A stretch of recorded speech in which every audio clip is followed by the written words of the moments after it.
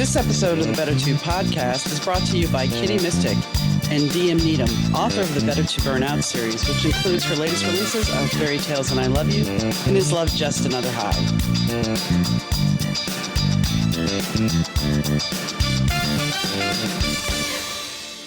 Hi gang, Donna here. Today I had the pleasure of sitting down with Cody Howell.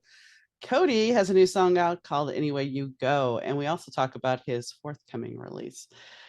And we talk about Project K9, him working with Miss Dolly Parton and how that came about for her album Rockstar, because he does backing vocals on it. And we talk about just being creative. So stay tuned. Hi, Cody. How are you? Good. How are you doing? I'm doing good. I am doing good. You just moved in. We were talking a little bit about that before, but we're not gonna talk about that right now. But it is a cool place where you moved to, and that's one thing we will mention. But you have a debut single out called Any Way You Go. But not only that, you're a backing vocalist on Miss Dolly Parton's new record, Rockstar. That's I had to say that had to be pretty cool to get that happening. So how did that come about? So whenever I first got to Nashville, I was like meeting like everybody I could, trying to put out as many strings and to try to get my foot in the door.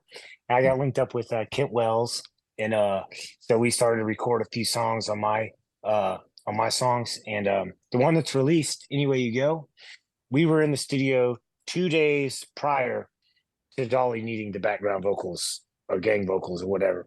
And we were recording the chant, Anywhere You Go, with my wife and some friends and stuff. So we were already doing some of the background chant vocals on my song. 2 days later, I get hit up.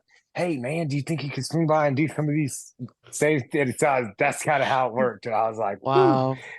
Divine timing on that. So what songs did you sing backing vocals on?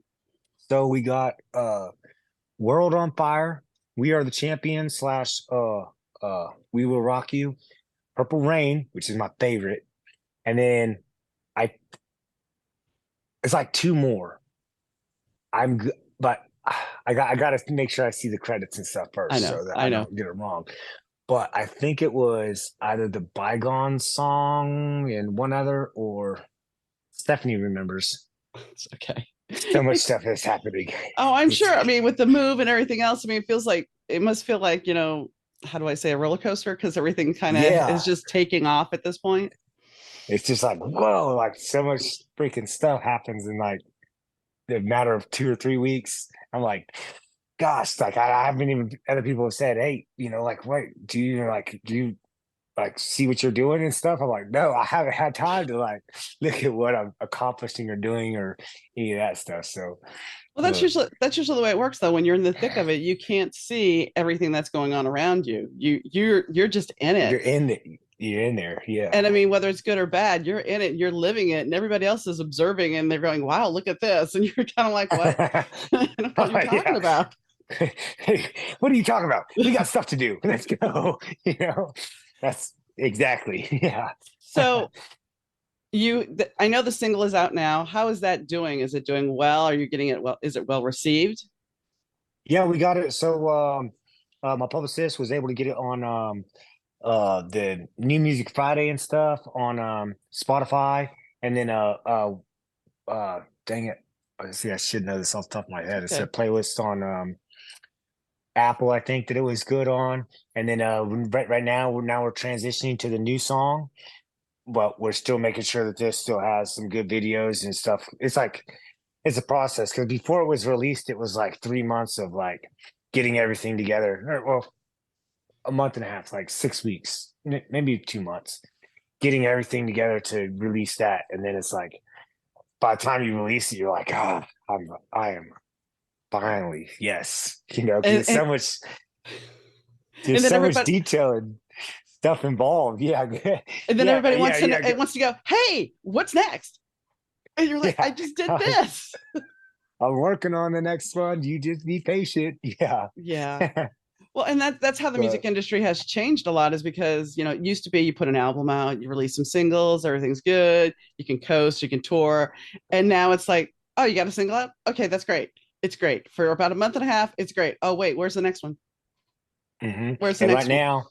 right now, Christmas songs is going on. So you don't Mhm. want to release a song during Christmas songs because unless you're releasing a Christmas song, True. so we have to wait for all that stuff to get done, and then it'll be like late January, early February will be the next one. But it's cool. I'm excited about this one. This might be the best song I've ever written. This next Awesome. one. Awesome. And I will say, no offense, most artists always think it's that next pinnacle. The next one's even better than this one. And that's the way it grows though. That's how you expand your horizons as an artist. That's true. That's Because I true. mean, It's like go ahead. someone asked me, what's the best song you wrote? I'm like, the last one that I wrote. Like that's where my mind's at. I'm like, this is cooler than the other one. And then it's just you did rock through life like that, I guess. Well, and here's a question that somebody asked me recently, because they were talking about a musician that they had talked to or saw an interview with. And they were asking, because he's in the game like 30 years, and they're like, so what is, do you ever regret writing a song because you're still playing it now 30 years later? Because it's like your biggest hit. So do you really regret that song? Or does it do you ever even think about those things when you're writing a song? Is like, man, in 30 years, I'm gonna have to still play this.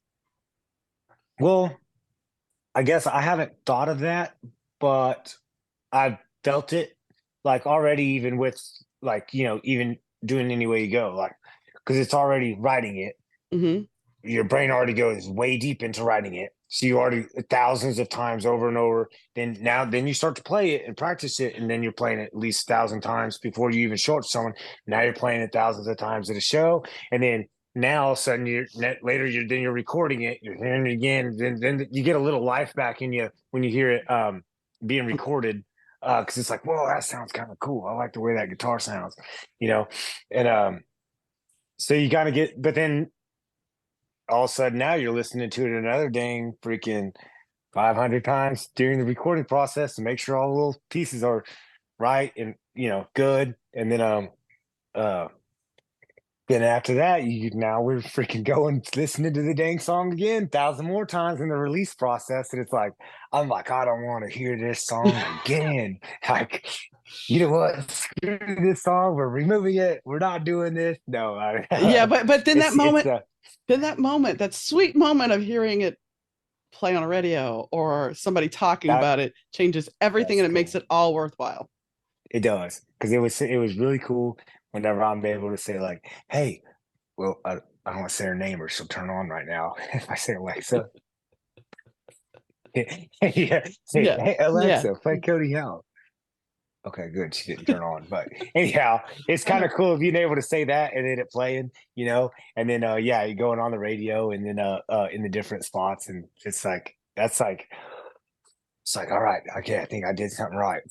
Okay, Yeah. cool. Let's keep rocking. Yeah. Now, let's get serious though for a second. So you Hmm. actually, before you got into music, you were in the Navy, correct? Yes, ma'am. And what made you decide to go into the Navy? So I kind of my mom was like pretty patriotic and stuff, and I homeschooled and stuff. So like I was homeschooled growing up and everything, Constitution hung on the wall and everything like that. So I started getting into music when I was like 16, and then went to community college for a couple years for audio engineering. And coming out of that, I was like, and I had a little band, really really cool fellas and gals. And then I was like, okay, I'm either going to try to go to Nashville right now, or um, while I'm still young, give my time to the nation or whatever. So I was like, let me do this, you know.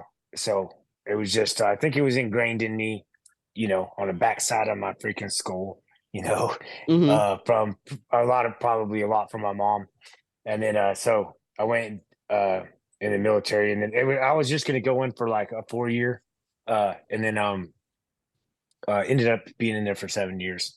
Anyhow, then I was like, nope, music is still calling me. The little lady in the wind is still like, Cody, you need to come do music, you know, And see that whatever it is. when your muse speaks to you, you gotta follow it. Otherwise, you most likely for the rest of your life, if you would stay in the military, you would be wondering what if, Yeah, what if I didn't pursue this? And I didn't want to have a little grandkid sit on my lap and me try to tell him, yeah, chase your dreams whenever I didn't. Yeah. You know, Eh, I wouldn't, that would be hard to do. There's something empowering about chasing your dreams, and it's rewarding every time, even though you may not always get everything you want. It's still the reward of, I actually did it. I didn't sit on my laurels and say, well, you know, I could have been. Well, no, you do it. You go after it. So Yeah, I'd rather fall flat on my face trying to do it and everybody laugh at me versus not trying to do it. You know what yeah. I'm saying? Oh yeah, So, definitely. So you also work with Project K9. How did mhm. that come about? So Jason Johnson, Project Canine Hero. Awesome thing too for anybody listening. Check it out, projectcaninehero.org, I believe. Um, he I met him kind of whenever I first moved to Nashville. It was like maybe like in the first 3 months or so of moving to Nashville. I meet him and he had been in uh certain military stuff he had done, had lined up a little bit with some military stuff I had done. So he was like, oh, so we kind of hit it off. And then I was like, man, dude, this is really cool. What you're doing, because is what the nonprofit does is it takes care of all the not all, like nine, Yeah. a good chunk, if almost all, um the military working dogs and like first responder dogs, after they get done with their service, there's no like retirement or necessarily something taking care of them. Normally, the handler, if they can get them, it's up to whoever was their handler that takes care of all their medical bills and stuff like that. So what the nonprofit does is it ends up uh, making trying to make sure that the dog gets with the handler if that's possible, or rehome it to someone that is capable of taking care of the dog. Because it's not like you can just give the No. you know to so they take care of their medical bills, food for the entire rest of their lives, and um what else, and then they'll keep dogs at their compound, his compound in Whitwell, if in the process of, okay, wait, there's not a handler or we can't find a handler or whatnot, so they keep all those, and that's the gist of what they do, and it's Yeah. really cool. It's a spot that wasn't being taken care of, and Jason took care of it. This is really cool. you And know sometimes people need to step up, because that is, a whole issue with these dogs are trained. And yeah, you can't just give them to a family and say, "Oh, here, take the puppy." No, it's yeah, not. It's not that simple. It's not that yeah, simple at all. So you were telling me a little bit about the place where you bought a house, how it has roots near somebody else's house. yeah, this is kind of cool. Okay, so because I was just doing a podcast over there too, for Jack Bale. He set up a podcast. That's how I figured. Uh, so Johnny Cash's farm is like 3 miles up the road, and then I just bought a spot here. And then I guess I just found out Thomas Rhett owns all the land next to me, so I'm gonna have to try to meet Thomas Rhett first and try to convince him to sell me 20 acres of that land, and now I'm building a barn dominium on it. Watch, I'm gonna pull that off somehow, but I You gotta, must. you know, So is there going to be a studio on the property as well? yeah. Well, right now, okay, so there's a house, there's a shop, there's a little she shed, there's a little pond, little creek rolling through it and stuff.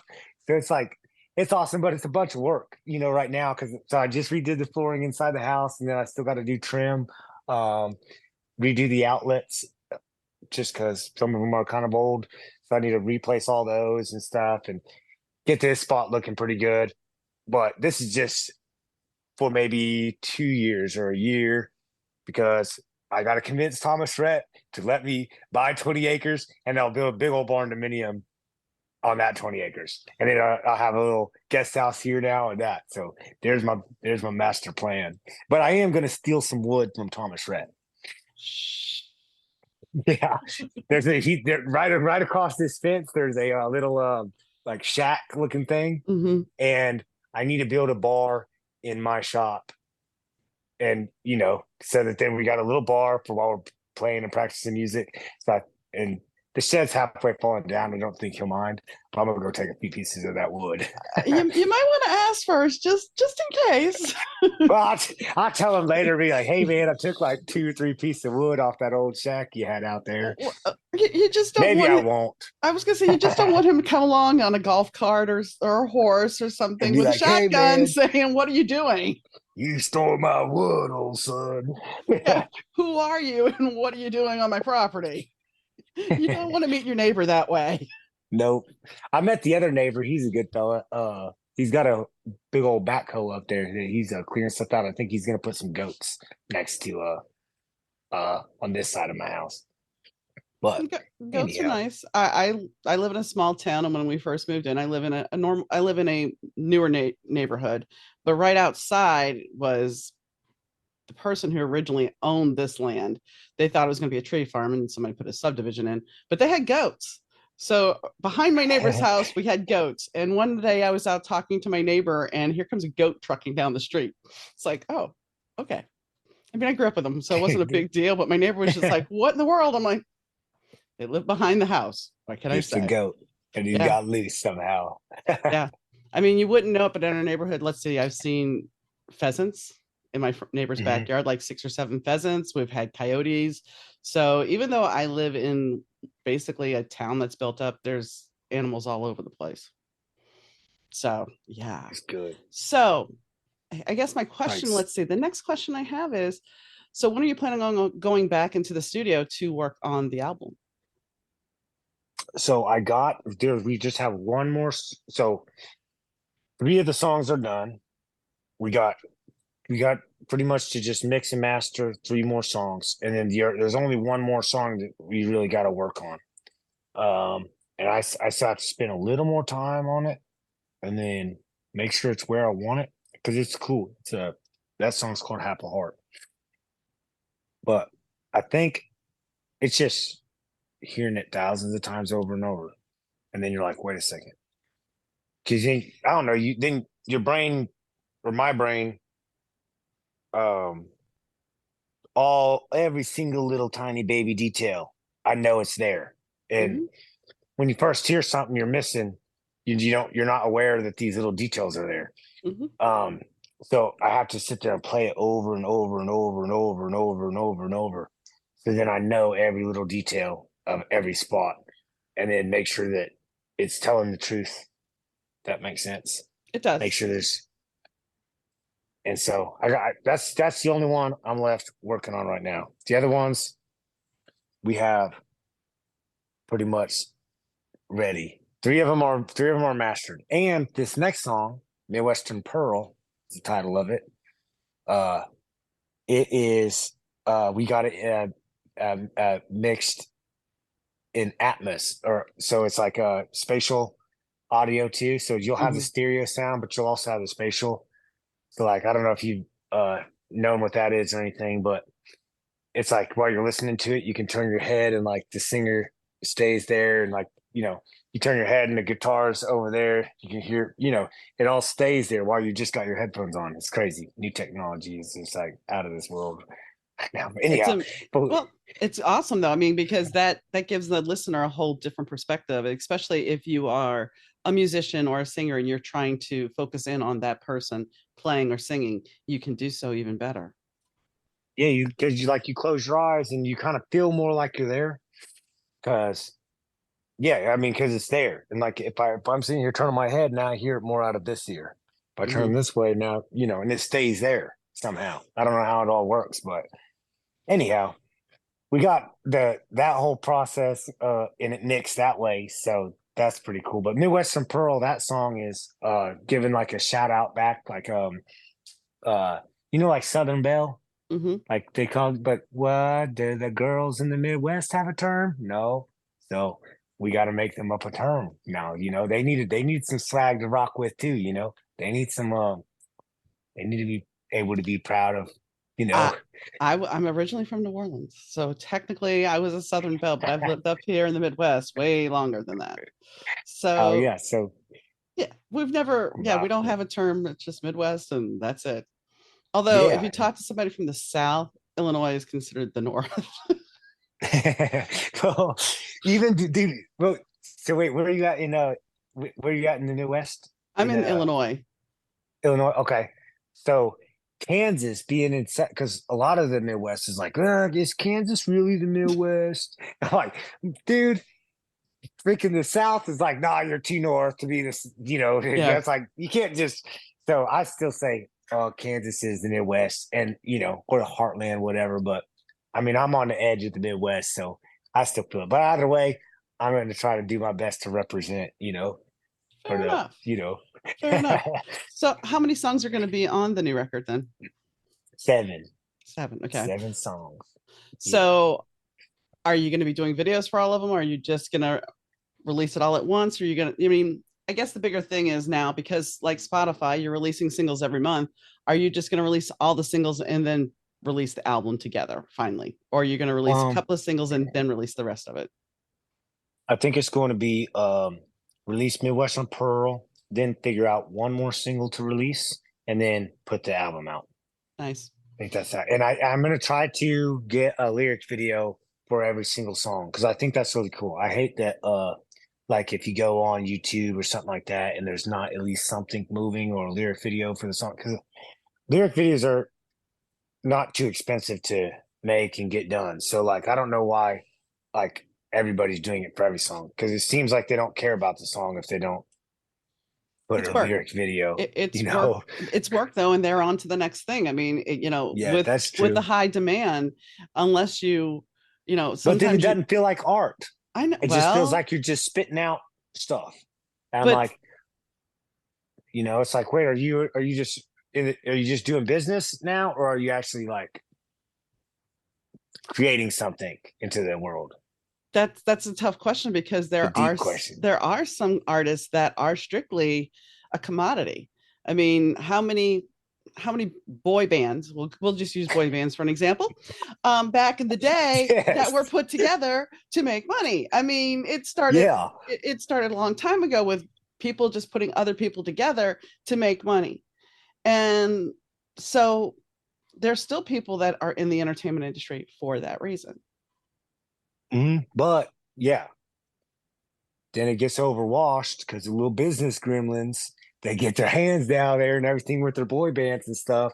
And then it's just like the songs are like watered down. Well, and here's something people have talked about recently is because everybody is lip syncing on TikTok or these new groups are lip syncing. Yet, and Milli Vanilli got a Grammy, and then they got exposed for lip syncing, and their careers were done. Like, now it's normal. Yeah. So I mean, Yeah. it's interesting how music has evolved in that kind of way because it's like before, oh my gosh, if you couldn't play and you couldn't sing, that was really bad. I mean, even CNC Music Factory had the issue with the singer that was in the video was not the singer who was singing. So there's always these little stories from back in the late 80s, early 90s. And now that's all commonplace. It's all commonplace. Yeah. It doesn't matter. If you want set dressing, take set dressing. It doesn't matter. Somebody else can lip sync it. It's all good.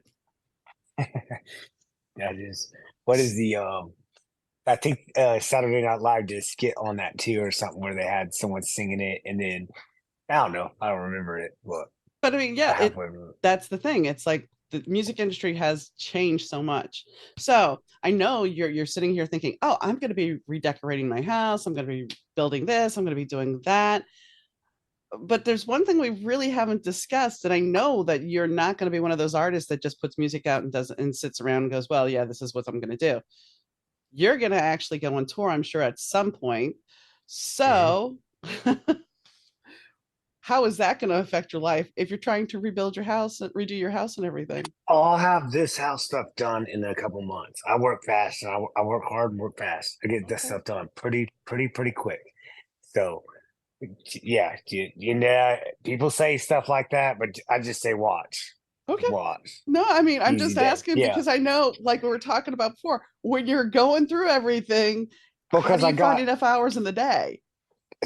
Little sleep, I guess. I don't know, but this is what I did because I still got one more semester of college before I graduate music business from Belmont.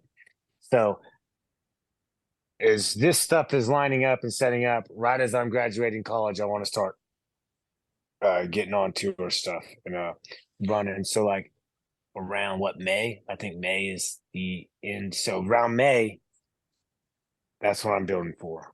So are Having you this stuff. Go so ahead. Sorry. you're already going to start booking your dates, even though they may not be announced, because you have to put all that stuff in advance, way in advance, to get that on the books. Correct. Yeah, and then yes, and then also working to make sure you got it. You don't want to talk about it before you got it and before it's confirmed and before stuff's set in, because you talk about it before you got it, then somehow you jinx it, and then it, you know. So there's that, Yeah. Yeah. and then all the other things that can also change. In Hmm. a lot of stuff can change in a month. A lot of stuff can change in, you know, 2 3 months. So Yeah. it's like trying to work it all efficiently through, and then and also see how well the traction of the other two single releases go, because they may end up popping, or getting stuff rolling in a better way, that you don't want to plan too early, you don't want to plan too late. No, So you no. gotta you just gotta stay on it, man. You like, while the momentum's going, there's not sleep time, you No. know. Well, and I have to applaud you for taking and getting a degree in business for the music business, because the whole thing about it is there's so many artists that don't know that end and then get taken advantage of.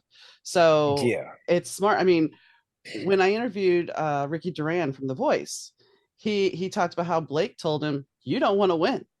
You don't want to win because then you're locked into a contract, and they're going to keep you from doing what you really want to do." Ooh, yeah.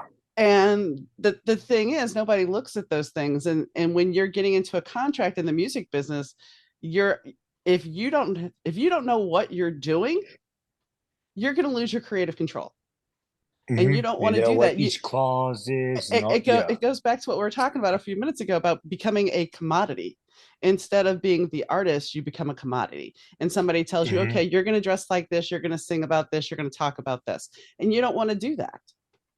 Yeah. And now you're here singing a song that's like, well, we hop in our trucks and drive down the road. Got my girl in a shotgun seat. And it's like, ah, Yeah, I okay. mean, You know, you have to do something that resonates with you, and if you don't have control over your career, you can't do that. yeah, no. And I feel like if I'm doing what I'm supposed to do in my life, um, the muse, or however, I don't know what you call it. I Yes. just call her the lady in the wind. I'm like, which pretty much just means an idea. Hmm. Whenever the ideas pop in, because it just seems like sometimes they just flow in at random times. So I'm like, oh, the lady in the wind's talking to me now. But Yeah.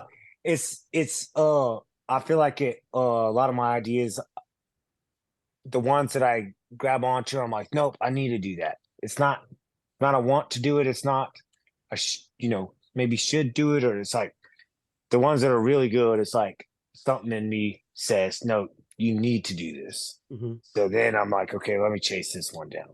Let me let me get this one, and then because a lot of times, because it's like, okay, wait, this needs to be out there or something, because and some of the other songs, like some people are going through different stuff, some people are need some, and it's just this. It's the same thing that music did for me growing up, and then I'm like, let me fill the other spots that aren't hit. So when a song comes to you, I mean, I know about the music. I'm a writer, so I get it. Yeah, and it could be 3 o'clock in the morning, and hi, I got an idea for you, and you're like, hmm what? But anyway, so when you sit down, is it the guitar or the lyrics that come to mind first? I mean, what is it? The melody? Is it the music? Is it the lyrics? What usually hits for you first when you're starting to write a song? Um, it's probably good actually, because I've been asked that question a lot, and it's all comes from different. Every song's different on that. But I'll say this that I just realized. Um, a lot of times it starts with like a very vivid mood, or it, you know, like it's like whatever my brain's thinking or imagining is like super clear. And it does. So sometimes it starts with a line or a word, and then I pick the guitar up and play to it. Sometimes I'm in the mood and I just start playing the guitar, not even thinking of words.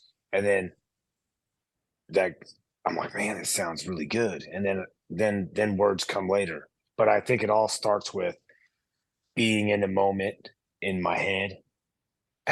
No, I That's the get it. best way No, I can and no, say it, that's I it. No, that's guess. a great because I mean, I didn't expect you to say it's all this way. I didn't expect that. I expected it to be a very diverse answer. And so this also leads me Mhm. to a question of what do you think your 16-year-old self would say, the one that decided, hey, I'm going to pursue music Mm. to where you are right now in this moment? My 16-year-old self probably be like, you haven't, you've had, 'cause I'm 31 now. So what is that, 15 years later? Yeah. You've had 15 years and this is all you've got done. That's probably what my 16-year-old self would be saying, but I'm not sure though. I don't know. I mean, Dang. I'm thinking the 16-year-old thinking that you are living by Johnny Cash's place would think that was pretty cool. Yeah, maybe, maybe that would. It's hard because I haven't had time to see myself outside of myself. Like, You know what I'm I know, saying? I know. I haven't had time to like look back and see if what I'm even doing is good, you know? Like Hmm. there's sometimes I'm like, wait, okay, yeah, I'm pretty sure that was good. Okay. But so thinking what my if I was 16 years old looking at myself, man, that's a hard one. I gotta shift some things around in my head in order to see that perspective. Well, and I Man, that's mean, crazy. That's good. well, that's the thing though. It's like we don't look at ourselves. We just keep going and going and going. And it's like I know that if I went back and told my 16-year-old self all the things I've done, she would look at me and go, "Yeah, right. You're lying to me." Lying, and I'd be like, "No, I'm not." But the whole thing is, ourselves, we didn't have the comprehension to think that we could necessarily do everything we set out to do. Yeah. No matter how we thought we knew it all, we never really totally believed that, yeah, I can do this, you Yeah, I know? guess saying it like that, I think there's a few things that yeah, I think my 16-year-old self would be proud of then, I think. Because there's a few things I've done that I shouldn't have been able to even do. Uh-huh. And then somehow I did them. Hmm. And that's cool, Yeah. you I know. mean, and that's when you realize that you are capable of doing those things and you surpass your wildest dreams and you keep building on that dream because the dream constantly changes. Once you've achieved one mark, it's going to continually change.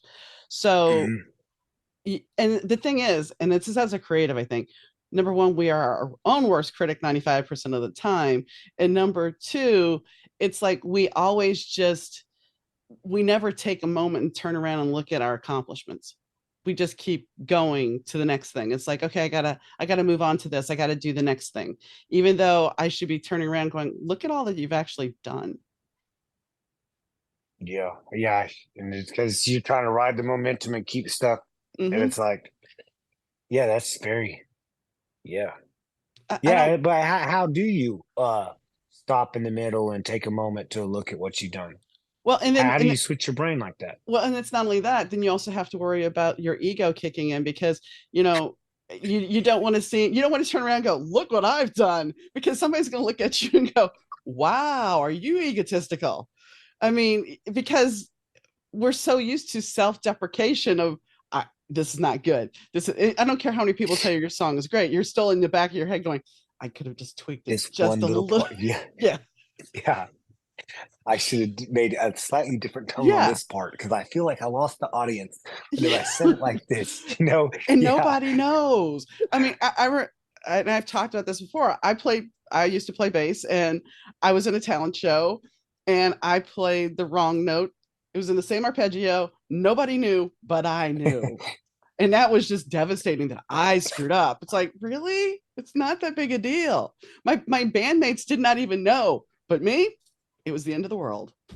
Yeah. You're like, but I messed up that way. Exactly.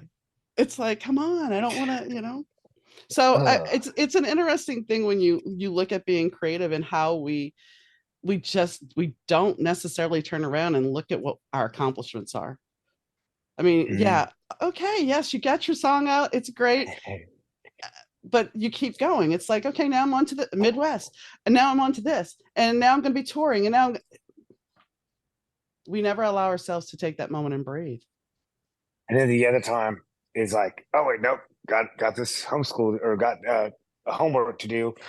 Got to do, finish the trim in this house. I got a yeah, this is I'm rabbit trailing, but my buddy, he made a freaking he's been logging some of his land, and he made a bandsaw for cutting the wood out of a Mhm. motorcycle. So I'm like, dude, I needed to get some trim in my house. So I decided to go to Lowe's and spend $500,000 on trim, or maybe $2,000. I don't know. I haven't probably sell out. Or I go help him log for a day Yeah. using his little motorcycle to cut it, and then I get myself some wood. So I think I'm going to do that because that sounds like a better venture. But anyhow, I'm rabbit trailing. But it goes in the same process as like Right. I don't there's always something else going, something else running, something else, some other type of work stuff to do. Yeah, Yeah. it's not really cool. I was last night. I was sitting. Own a bridge now. That's pretty cool. I've never owned a bridge Bridge. because it's on my property. Okay. It's Okay. so the stream that Uh-huh. goes through the property. There's a bridge over it, which is a pretty hefty bridge. The beams are like this big running underneath it. It's Uh-huh. like it's a good bridge. I sat underneath the bridge and just looked at it last night for like 15 or 20 minutes. Just like, dang, that's pretty cool. I It own a is. bridge, and this is a dang good bridge. Mm-hmm. I don't know. That was my little tiny amount of reflection time, I guess. But you need to take that. But what you said is a very valid point, because as a creative, you may want to go write a song, but oh, I got to be in class. Oh, or I Mhm. got to do this homework, and it's like or wait, I have to have a family life, or I have to, I have to have some downtime with friends. You know, we don't, as creatives, it's hard to really grasp that at times, because it's like, I want to be creative, I want to write, and I have to say, for me personally, the best invention I have is my phone, because I can hit that record button and talk what I need to talk out and get back to it later. Yeah. But it's the creative process will come at any point, and it's tough to maintain the balance of everything at times, I think. Yeah. And then too, if you're on a good like roll, you got too many ideas spitting out. You're jotting down, then you never even are able to get back to one of them, and then you forget them. Hmm. But you wrote them down, so you might see them whenever Yeah, a but half a year later when you go look through your ideas, you might see them be like, "Oh, that was a good idea," But or you go back and look at it and go, what is this? what was I even thinking? What was my brain thinking? Yeah, Yeah. I mean, so it's like there's just so, and it's hard to explain to somebody that's not creative. They don't get it. They just kind of look at you like you're an alien, because you're explaining out exactly what you're thinking in the process, especially, being the writer. It's like, I have these plot ideas and people look at me like, what? How, what? what? I don't. Mm. And you're just like, They okay, don't no, see. They don't see the vision. no, no. You see it in your head. And I'm sure You're you like, when "Wait, you how do you not get this? You can't see it." I'm sure It's when like, you sit down with a producer, it's the same thing. You bring your vision in, and if they don't get it, you're sitting there Mhm. going, but it's like, if we could play it this way, and they're like, it's not going to work that way. But you're like, if you play it this way, It I mean, is how is it working with your producer? awesome. And like so normally whenever I have brought a song or something in before, it's like I'll get a few different um I'll have just like a rough recording of me playing it with the guitar, and then boom, there's a song. And then I'll bring in like little aspects of ideas. So like oh wait, and then like the sound of this steel guitar on this other song, can we get like and not the same tune or anything, but like you know The sound equivalent. this the sound, yeah, where it's like distant, and the sounds like it's like flowing through the hills or something, different stuff like that, like and so I'll bring some type of kind of ideas or vibes in like that, and say, okay, listen to this, and then here for maybe the guitar on this, and then he tosses his ideas and whatnot, and then it's like it's so cool working with Kent, man, because he's like then we set a date because that would be pre-production. Then we set a date for getting it, and everybody comes in, and dude can't just like mastermind composes the whole thing, and it's like uh it's really cool to see. Like if you're ever in Nashville, hit me up. I don't know if I'll be recording a song at the time, but I might be like, hey, all right, swing in here and just. But So it's one of the coolest things. I can It imagine. makes you and you get respect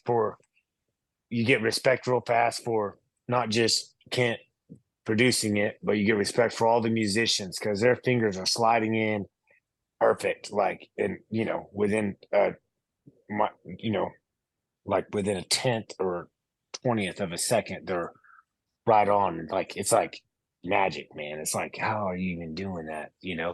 It's like it's incredible. Do you have your own band now, or are you using session musicians? I so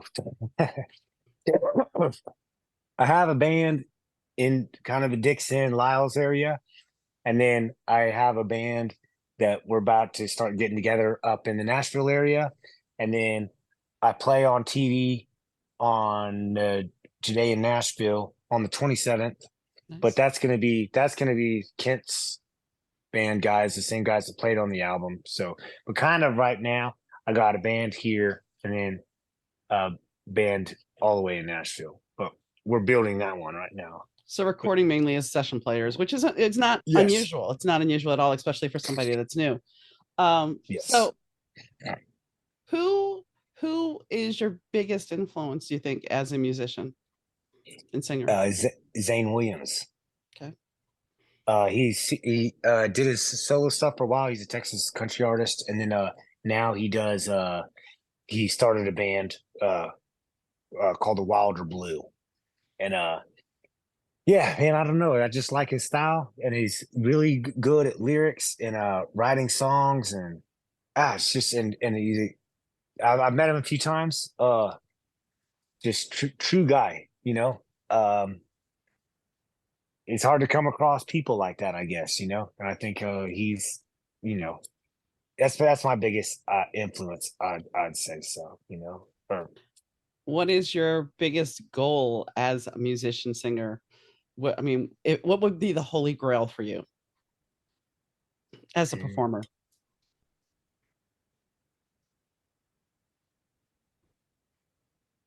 I don't know. There's different ways I could think about that.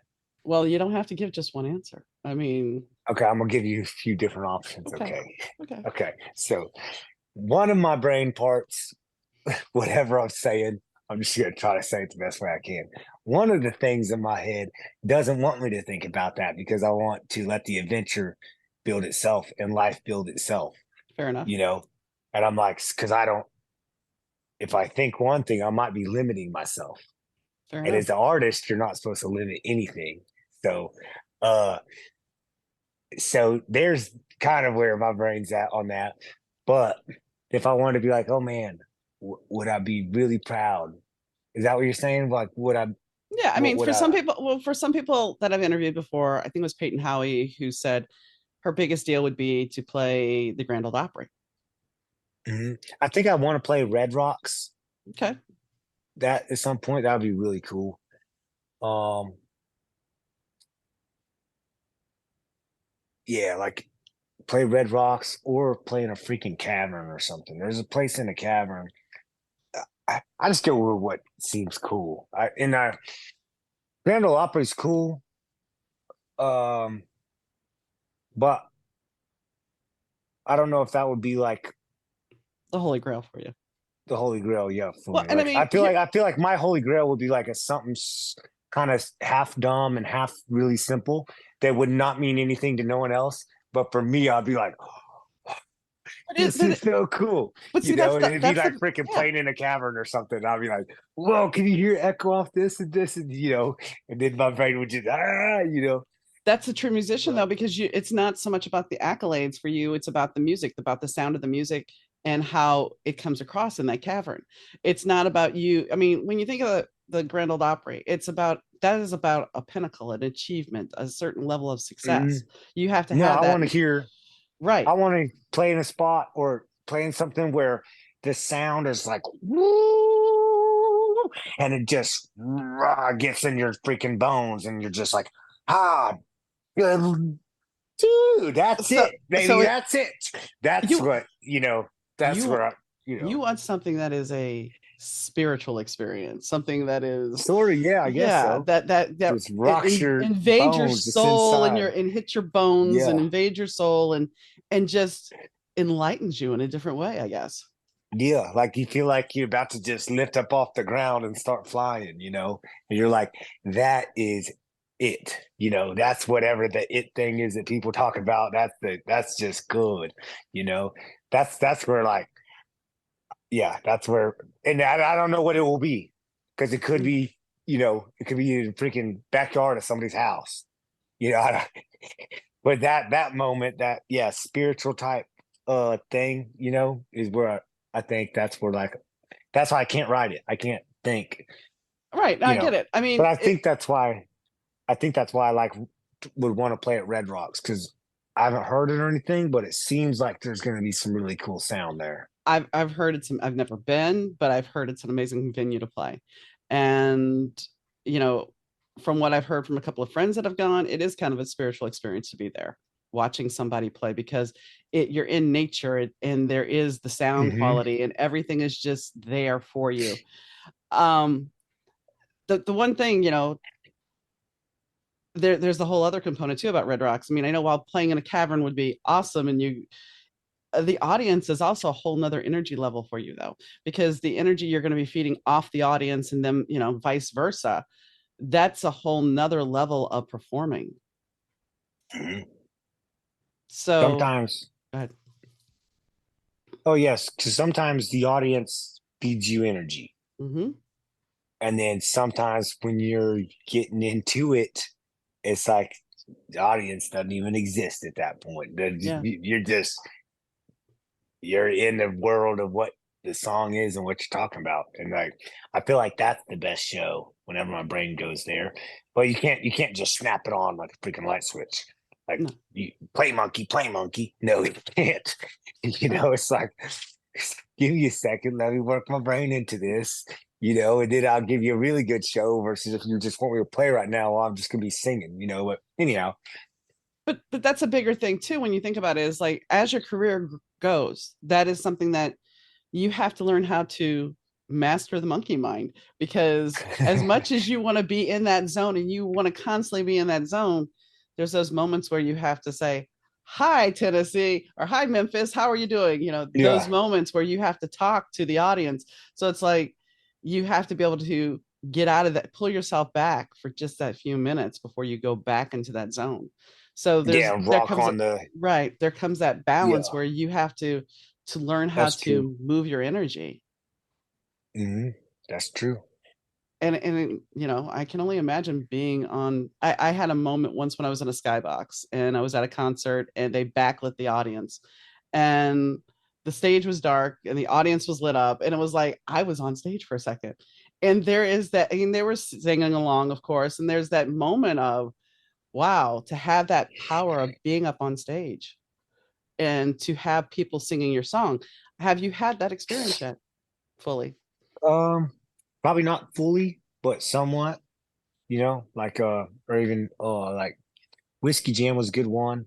Um, that's fun, where they were like shouting back lyrics of my song. Hmm. Um, and then I think the it's you kind of know you're doing something right there for a second, when like, you know like the chatters, or the different, uh what's the right way to say it, people will turn and start zoning in. Hmm. Oh, this is a moment, I'm watching this. And you can kind of see that while you're playing and getting into it, like if people are locked in 100% on you, or if you Well, know and that's gonna but affect your playing and your whole vibe. I mean, unless you're zoning out, it's gonna affect you if you're somewhere and people are suddenly doing this and you're playing. yeah, It's gonna because be you're like, like, wait, I might as well just try to get this show done and go yeah, home. And yeah. I will, yeah, I yeah, mean, because yeah, that's got to be disheartening when that happens. Or do you just keep Mm, playing and just ignore it and just say, okay, it's a rehearsal? I'd Okay. play better because if I'm not doing, if someone's trying to look at their phone instead of watch the show, that means I'm not probably doing it. So I want to be good enough that makes you go. And then now you're just watching because it's that good of a show. You know what I'm saying? Like Yeah, whatever's going on your phone, this is way cooler. That's how good I I get want it. to try to. I want to make a moment. And that's the difference between, I guess, artist and performer. So you got your different artistry where you're making up a song or a vision or imaginative, like boom, and then you Right. can other people can see. So that's the artistry. Whenever now you're doing the performing, you have in this same thing you're saying, you can't just go into mood. You still have to engage with the audience and stuff like that. So for I want my artistry. Hopefully I'm using these words like I Yeah, don't even know if artistry is the right word. I'm just it's making fine. up stuff now. That's But fine. uh the song, the way I sing it and all that stuff, hopefully that's good to stand on its own. Now I have to do the performance part to make sure that all of those come together. And if I do all that right, ain't no one looking at their phone. They're like, whoa, this is cooler than something I'm going to see on my phone. Or they now have their phone up taking video of it. Yeah. Yeah. They're like, whoa, this is so cool. I need a video of this guy right now. Yeah. I mean, that's the weird thing. It's like, yeah, before people used to I'm going just to show watch the my mama. concert. Yeah. Yeah, let's just watch the concert. No, I'm going to film it. Yeah. Yeah. I mean, that's cool. Mhm. I'm like, okay, that's a little note while I'm up there performing or playing, like, oh, I must be doing something all right. You know, must be doing something good because, got more people looking or videoing or. So, what does it feel like if you perform a show and then suddenly on Instagram you're getting a hashtag or tagged in it? That must feel pretty good. Like you did your job. Uh, yeah, but it also, it's hard to watch Yeah. the videos and stuff because then my brain goes into over critiquing a lot of Uh-huh. times. Oh, I figured that. I figured Yeah. that's why I asked because it's like So you're a sitting lot of there in times that moment thinking, "Oh, this is great," and then as soon as your hashtag, it's like, "Wait a second, I could have done this better. I could have." yeah, I'm like, so it's cool when people tag me and stuff, and then I get to see a video back, but I'll just kind of watch like maybe 15 seconds of the video or 5 seconds of the video, and then be like, okay, that was good enough. I'm on to the next thing now. I mean, you hear from actors that they don't like watching. Johnny Depp is one of them that says he has never seen his own Yeah, movies because you do as a creative, you start picking everything apart. And I don't yeah. know what that is, why we do it. It's just we start over analyzing. It's like, okay, you just need to enjoy that moment. So it's been a pleasure talking to you. Is there anything that we did not discuss that you would like to mention?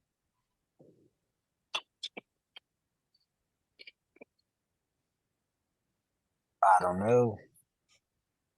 I don't know. Well, I guess if No, you don't I know, don't know. there's I think nothing I that we think have we're to. good. Yeah. So you're single anyway you Oh go wait, here we is go. Here I'll say okay. this one. Okay. Here's the t-shirt I got for Anyway You Go. It's just Okay. like a truck backed up to a bonfire, you Okay. know. Anyhow, they're on my website. You Okay. can go on to order one and buy one if you want to. Okay. But other than that, yeah.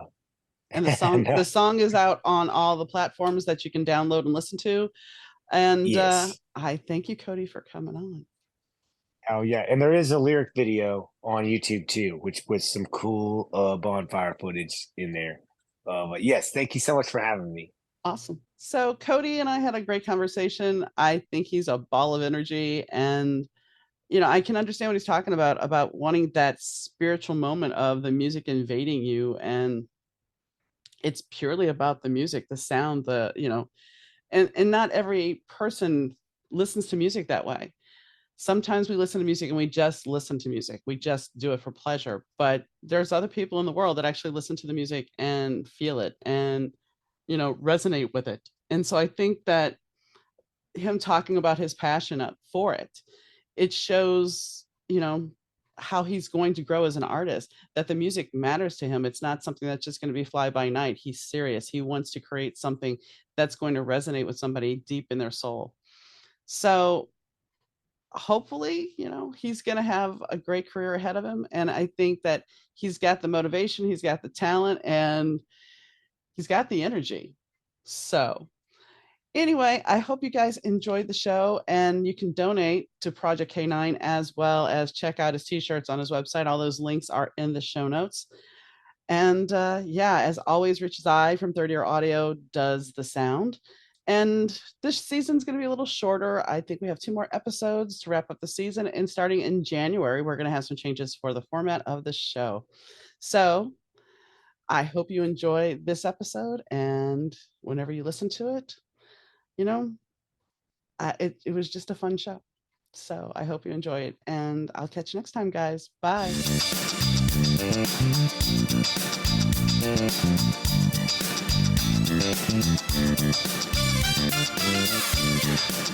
The Better 2 podcast is mixed, edited, and produced by Rich Zai of Third Year Audio Productions.